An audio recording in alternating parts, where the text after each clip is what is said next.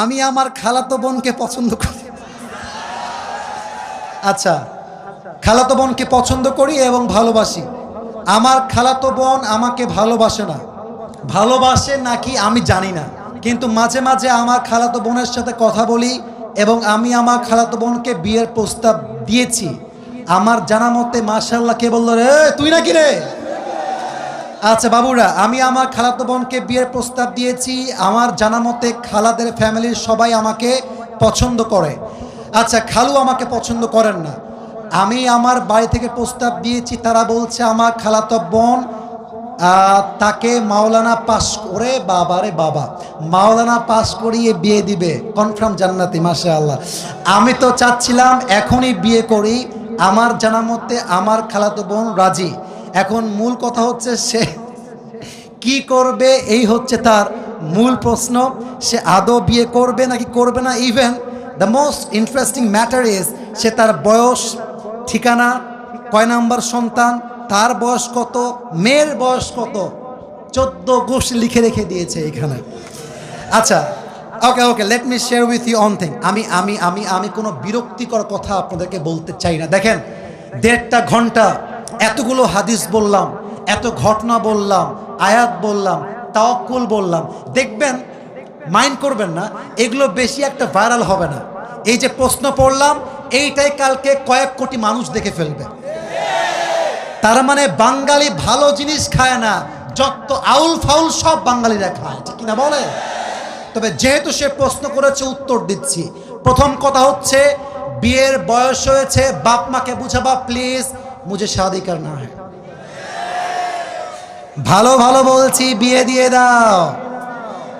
নয়তো যদি না মানো, যদি আমি দেখি আমার চরিত্র নষ্ট হচ্ছে দিন দিন, আমি সবাইকে বলবো বিয়ের জন্য যদি বাপ মা রাজি না হয়, নিজে বিয়ে করবা, পরে গিয়ে বাপ মাকে বলবা বিয়ে করে ফেলেছি, যা করতে চাও করো, আই ডোন্ট কেয়ার।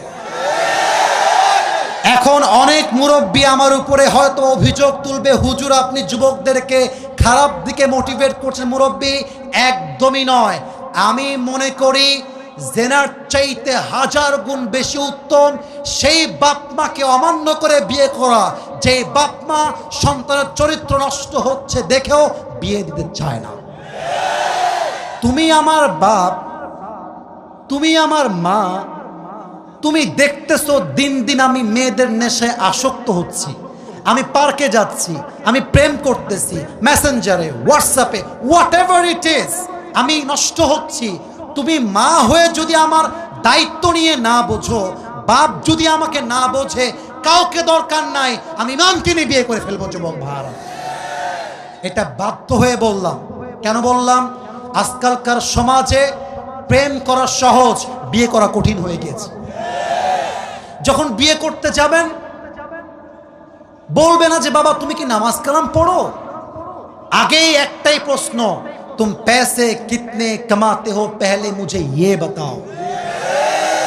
একজন যুবক কামাই করে 15,000 টাকা, তাগড়া যুবক, আব্বা বলে আরেকজন 50,000 টাকা বেতন, মাথায় চুল টুল কিছু নাই, টাকলা। আরে এটাই দরকার আমার যুবক ভাই, আছে না নাই? এক বাপকে যুবক বলছে, আব্বা জান এই মেয়েটাকে কার সঙ্গে বিয়ে দিলেন, इसके सर पे तो बाल नहीं है। तो अब्बा बोलছে बेटा सर पे बाल नहीं है तो क्या हुआ, जेब में माल तो है ना। তার মানে কিছু বাপের কাছে মেয়ের জামাই হিসেবে চরিত্রবান জামাই নয়, টাকাওয়ালা জামাই তাদের জন্য বেস্ট অপশন হয়ে গিয়েছে, ঠিক না বলেন? তো যুবকের জন্য প্রথম কথা, বাবা আগে বাবা মাকে বোঝাও, আব্বা আম্মার দোয়ার মধ্যেই রয়েছে আসল বরকত। আর একটা কথা বলে ফেলি, আমার বোনেরা মাইন্ড করবেন না, এই যুবকরা সবাই সাক্ষী আমার। আমি যুবকদের পক্ষে যেমন কথা বলি, আমি মেয়েদের পক্ষেও তেমন কথা বলি। আমি ভুল বললাম না ঠিক বললাম? বলো বলো বলো। আজকে যেই মেয়েকে দেখে মনে হচ্ছে রাজরানী, কালকে বিয়ে করে বুঝবা ইয়ে তো রাজরানী নেই হ্যাঁ, ইয়ে তো কাল নাগিনী হ্যাঁ। মেয়েদের ভালোবাসা বাঁচতেও সময় লাগে না, রূপ পাল্টাইতেও সময় লাগে না। মেয়েরা আজকে বলবে আই লাভ ইউ, কালকে বলবে আই হেট ইউ।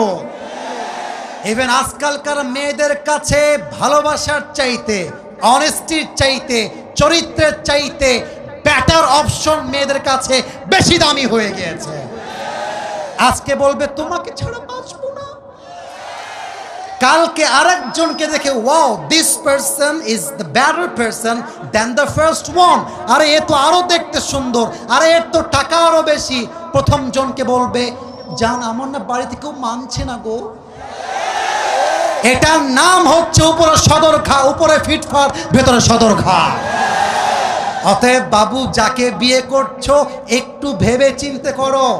আজকালকার মেয়েরা বোরকা পরলে কিন্তু দিনদার হয়ে যায় না। যত পার্কে মেয়েরা প্রেম করে বেড়ায় তার 80% মেয়েরা বোরকাওয়ালিরাই প্রেম করে বেড়ায়। 3 নাম্বার কথা বলে শেষ করতে চাই, যেই মেয়ে তোমাকে, রাগ করেছেন আপনারা?